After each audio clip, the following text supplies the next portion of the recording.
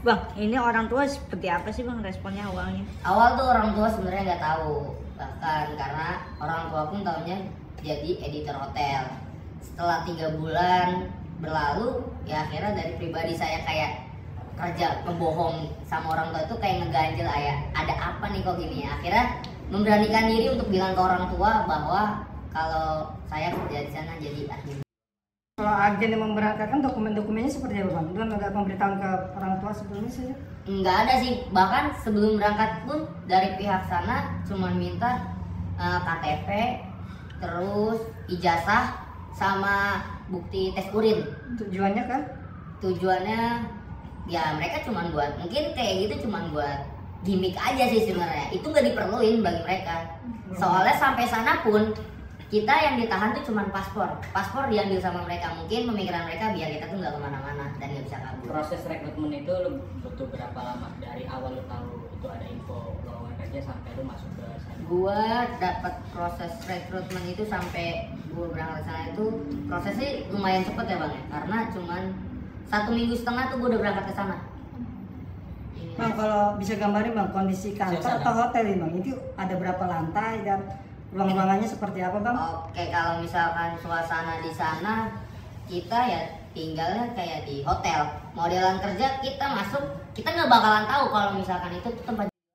Karena kenapa? Kita masuk ada resepsionis, ada penjaga, itu bener-bener kayak hotel semua. Kamuflase ya? Kamuflase mereka tuh bener-bener jago sih sebenarnya. Ada berapa lantai itu?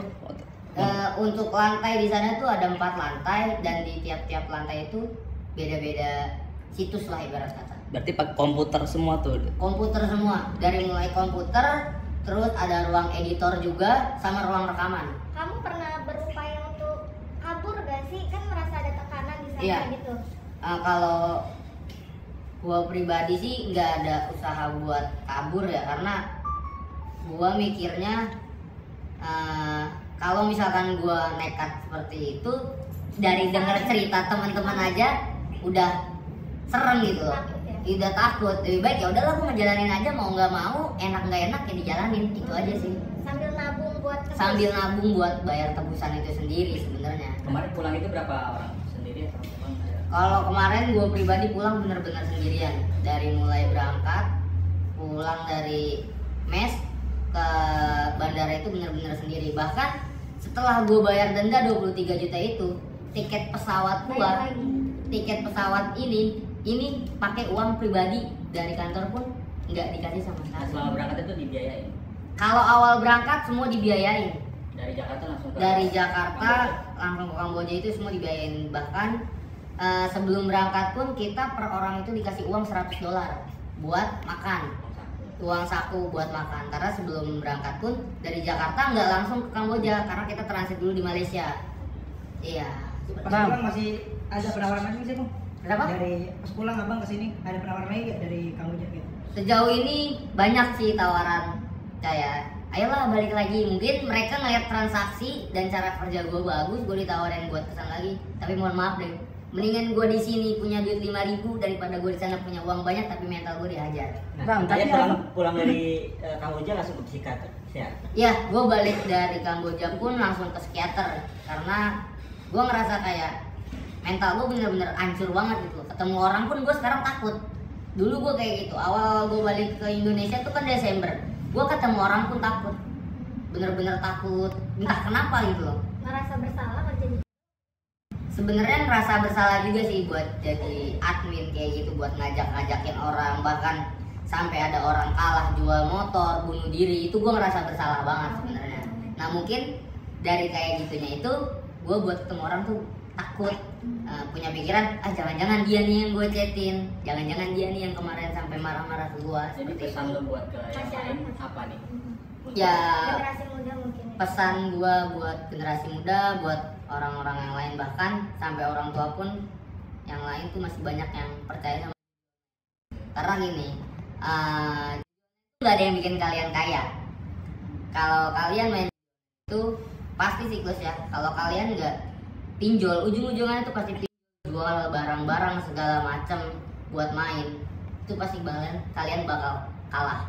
Karena kalau kalian kalah, bandar di sana tuh bener-bener senang dengan keadaan kalian yang udah Ya, sama yang buat orang-orang takut ya kayak lu gini kejebak dalam sarannya tips. mungkin. Sarannya jangan gampang tergiur sama gaji gede sih sebenarnya, karena emang penawaran mereka tuh bener-bener manis. Sekarang gini mikirnya, kita cuma lulusan SMK lah ibaratnya, terus diajakin kerja dengan gaji $500 itu dalam 1 bulan, berarti kan kalau di rupiah itu lumayan besar juga, pasti banyak yang tertarik. Nah, saran gua jangan sampai tertarik dengan rayuan-rayuan manis dari orang-orang sana sih sebenarnya. Febri ngerasa susah nyari kerja di sini. Iya, jujur ngerasa susah banget karena di satu sisi waktu itu sempat punya tato, terus kuping bolong juga kan, perusahaan banyak yang mikir orang ini tatoan, ini orang titikan, dipandangnya bener-bener sebelah mata kayak gitu sih.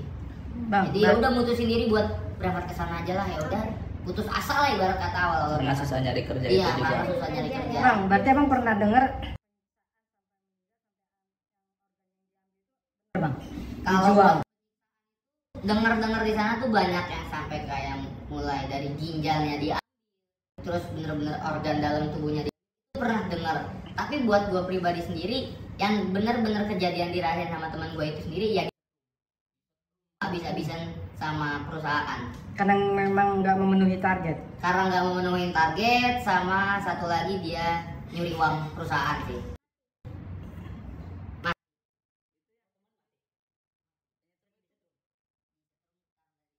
Nggak dikasih makan, dia bener-bener nggak pakai apa-apa, disimpan di ruangan ketutup kayak gitu, ya udah. Mental lu sama teman-teman gimana? Ya gimana, yang biasanya dia duduk di samping kita segala macam, canda-canda kayak gitu ya, ngeliat dan denger berita kalau temen sampai kayak gitu, ya udah itu bikin semua banyak yang mental anjir. Karyawannya atau bosnya sendiri sih. Sebenarnya di situ tuh ada algojonya lagi bang, kayak buat timnya, terus Eksekutor ya Bang. ya buat eksekutor sendiri tuh udah ada lagi. Bang, berarti abang selain kenal nama, domisili mereka berasal dari Indonesia itu tahu wilayah-wilayahnya. Tahu, dan rata-rata kepulauan Sumatera dari orang-orang sana tuh. Dan rata-rata mereka memang awalnya berangkat bukan tujuan yang dijanjikan ya sebenarnya. Betul, Ketipu lah ya. ketipu. Mereka tuh banyak yang ketipu sebenarnya. Ada yang bener-bener ketipu, terus ada juga yang emang bener-bener udah niat buat kesana. Yang tadi saya bilang karena nyari kerja di Indo udah susah. Susah. Udah nekat ya Bang. Usianya Iya. rata-rata kayak mas apa gimana? Bahkan jauh di bawah saya. Bahkan ada yang masih umur 20 tahun, 19 tahun, 18 tahun, bahkan fresh graduation tuh yang baru banget lulus sekolah. SMA. Ada yang berangkat ke sana. Itu laki perempuan sebenarnya. Laki perempuan berangkat ke sana semua, nggak mandang usia, nggak mandang gender sih sebenarnya. Bang, selama 7 bulan kurun waktu abang bekerja, abang dengar WNI berapa orang? Apa satu doang atau ada berapa orang? Untuk buat ngedenger sih lumayan banyak ya, karena kita di sana tuh kan komunikasi tuh melalui Telegram. Di situ banyak kayak info segala macam itu yang disiksa tuh banyak masuk ke situ.